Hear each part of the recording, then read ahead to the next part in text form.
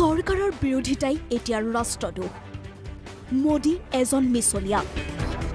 station নহওঁতে তাত চাহ বিক্ৰী কৰাৰ মিথ্যাচাৰ ৰাজহুৱা সভাত বিস্ফোৰণ ডক্টৰ হীৰেন গোহাঁইৰ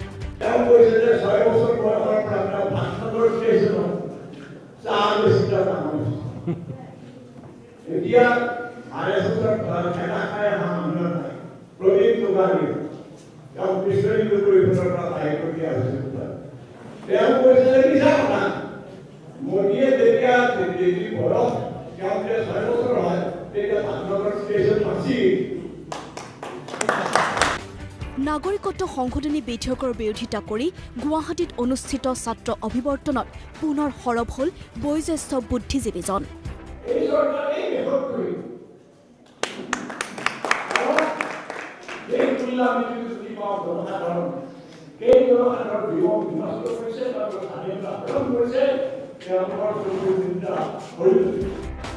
অসম চৰকাৰক দিল্লীৰ দালাল আখ্যা দিয়াৰ লগতে দেশ আৰু গণতন্ত্ৰক বচাবলৈ সকলোকে আহ্বান ডক্টৰ হীৰেন গোহাঁইৰ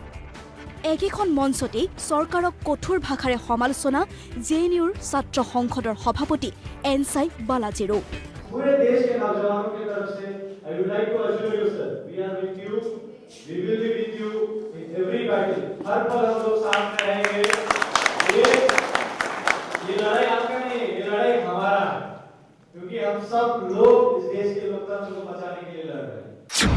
কেন্দ্ৰ চৰকাৰ যেন এতিয়া মাথো নাম হলোৱা চৰকাৰ নাম হলোৱা বেপাৰী চৰকাৰখনৰ বিৰুদ্ধে থিয় দি দীনদয়ালৰ নামত কলা ৰং হনা কাৰ্যক শলাগ লয় ছাত্ৰ নেতাজনে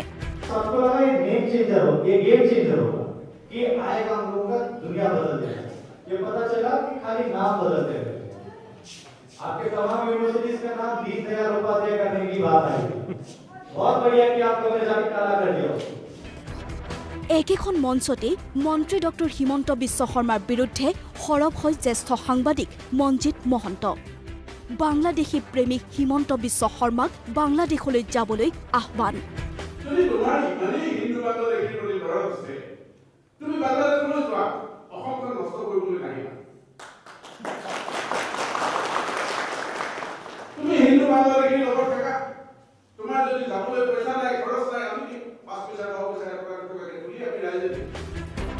একেখন মঞ্চতেই প্ৰতিদিন টাইমৰ কাৰ্যবাহী সম্পাদক খগেন কলিতা আইচাৰ সাধাৰণ সম্পাদক সন্দীপ সৌৰভেও কঠোৰ ভাষাৰে সমালোচনা কৰে চৰকাৰৰ শেহতীয়া কৰ্মৰাজিক